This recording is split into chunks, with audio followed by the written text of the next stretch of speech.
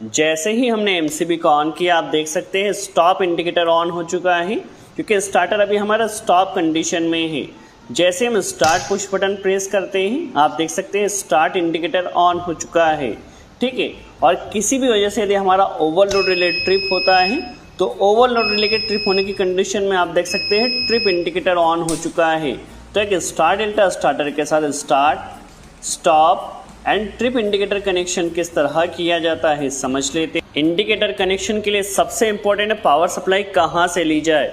सबसे पहले लाइन आया है ओवरलोड रिले के 95 में, यहाँ से सप्लाई है स्टॉप पुश बटन में, स्टॉप पुश बटन का आउटपुट आया स्टार्ट पुश बटन में। तो ये बेसिकली होल्डिंग सप्लाई कहलाती है। तो इंडिकेटर कनेक्शन के लिए हमें होल्डिंग सप्लाई का यूज़ करना है।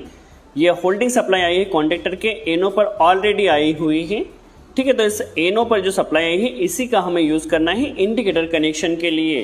तो आपके पास क्या होना चाहिए, एड ऑन ब्लॉक होना चाहिए, ठीक है। ये हमारे पास आप देख सकते हैं एक एड ऑन ब्लॉक है जिसमें एक एनो और एक एनसी कॉन्टेक्ट है जो कि स्टार्ट और स्टॉप इंडिकेटर के लिए रहेगा।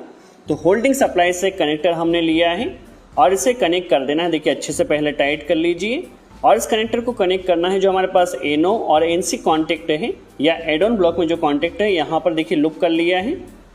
चलिए इसे फिट करने के बाद इसे आप प्रेस कर भी देख लीजिए, इसने एकदम फ्री होना चाहिए। यह है जो हमारे पास इंडिकेटर है। इंडिकेटर में आप देख सकते हैं 220 वोल्ट एसी सप्लाई पर ऑपरेट है, उसमें लाइन और न्यूट्रल हमें कनेक्ट करना है।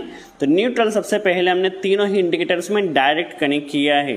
देखिए न्यूट्रल डायरेक्ट कनेक्ट कर दिया। सबसे पहले हम स्टॉप इंडिकेटर का कनेक्शन समझ लेते हैं, ठीक है। तो इसके लिए क्या रहेगा, जो मेन कॉन्टेक्टर के साथ हमने एड ऑन ब्लॉक लगाया इसका जो एनसी पॉइंट है, नॉर्मल कंडीशन में कॉन्टेक्टर स्टॉप रहेगा तो एनसी से सप्लाई आएगी, स्टॉप इंडिकेटर में कनेक्ट कर देना है, ठीक है। स्टार्ट इंडिकेटर क्या रहेगा, जैसे ही हमारा कॉन्टेक्टर ऑन होगा तो ये एनो एनसी बनेगा और उस कंडीशन में सप्लाई यहाँ से यहाँ आएगी और इसे हमें कनेक्ट कर देना है स्टार्ट इंडिकेटर में, ठीक है। तो जैसे ही कॉन्टेक्टर ऑन होगा स्टार्ट इंडिकेटर ऑन हो जाएगा।